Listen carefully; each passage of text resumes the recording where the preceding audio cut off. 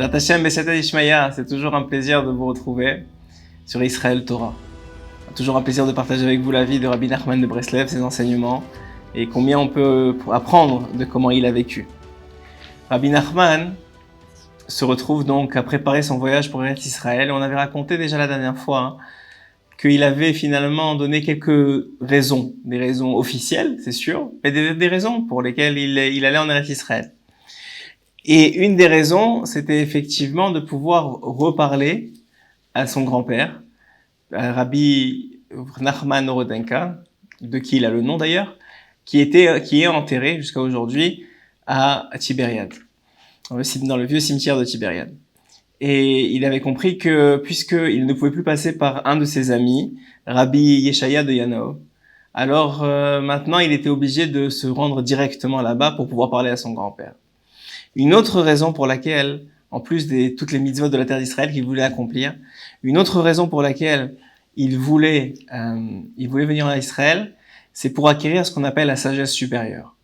Rabbi Nachman explique que la différence entre Chutz La'aretz, c'est-à-dire le monde entier, et Eretz Israël, eh bien, c'est comme la différence entre Shabbat et les fêtes. Shabbat, c'est Eretz Israël, et le reste des fêtes, Pessah, Shavuot, Sukkot, ça, c'est Chutz La'aretz. Il y a à son niveau évidemment, nous peut-être on la ressent pas tellement la différence, mais à son niveau, il y a une très grande différence.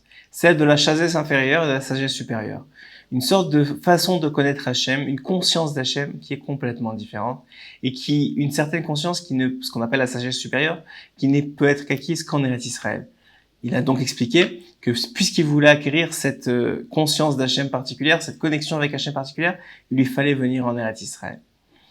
Alors c'est des choses très élevées, très ésotériques, c'est vraiment très profond, mais on peut comprendre qu'il y a des niveaux différents d'acquisition ou de connexion avec Hachem lorsqu'on est en terre, sur la terre promise, comme on l'appelle si bien, sur la terre de nos ancêtres, sur la terre où ont marché Abraham, Yitzhak, Yaakov, David, Shlomo, etc.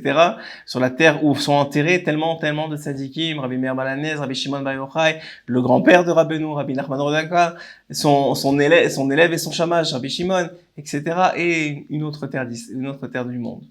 Où effectivement il y a aussi des tzadikim, mais beaucoup moins, on s'entend. Donc voilà une autre raison pour laquelle il explique, il a voulu monter en Eretz Israël. Et puis à partir de ce moment-là, il a commencé à expliquer, à donner de moins en moins de shiurim, de moins en moins d'explications de Torah à ses élèves. Alors un de ses élèves est venu le voir et lui a demandé, mais Kvod Harav, Rabbeinu, pourquoi est-ce que vous nous parlez moins? Alors il dit, je sens que maintenant que je suis pas encore allé en Israël et que je sais que je vais aller, alors ça ne sert à rien de parler. Je suis vide de Torah. Seulement quand je vais revenir d'Israël, je pourrai retransmettre une Torah beaucoup plus élevée, beaucoup plus grande, parce que j'aurai acquis la sagesse supérieure. Donc on voit de là aussi et c'est peut-être pour ça aussi que ça s'appelle Israël Torah, ça me vient comme ça, que la Torah d'Eretz Israël, c'est une Torah particulière. C'est une Torah empreinte d'un vécu particulier. Ici, ça ne suffit pas de croire simplement ce que l'on lit ou de le laisser dans les livres. Il faut le vivre parce que la terre d'Israël te force à vivre la Torah. Si tu veux être quelqu'un j'aime pas ce mot-là religieux, mais quelqu'un de pratiquant des lois de la Torah en Eretz Israël, il suffit pas juste de le dire. Hachem te met à l'épreuve dans chaque instant, avec ton frère juif, avec ta femme, avec tes enfants.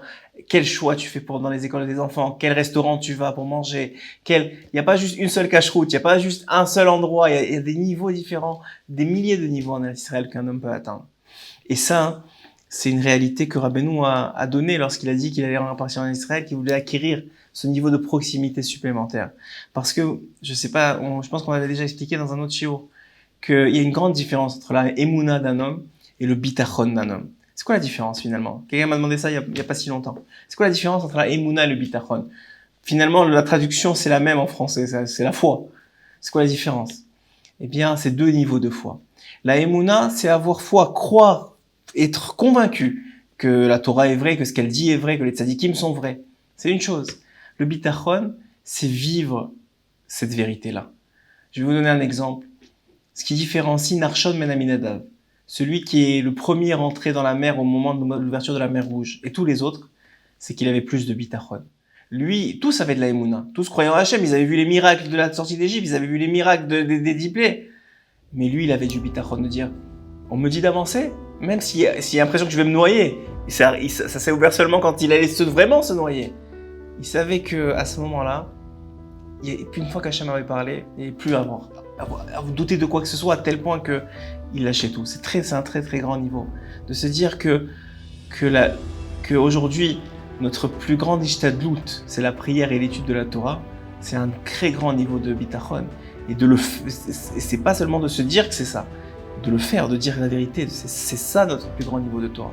Le fait d'étudier la Torah et le fait de pouvoir prier à Kadosh Baruch Hu, c'est ça notre ouverture de la mer. C'est ça qui nous fait avancer aujourd'hui.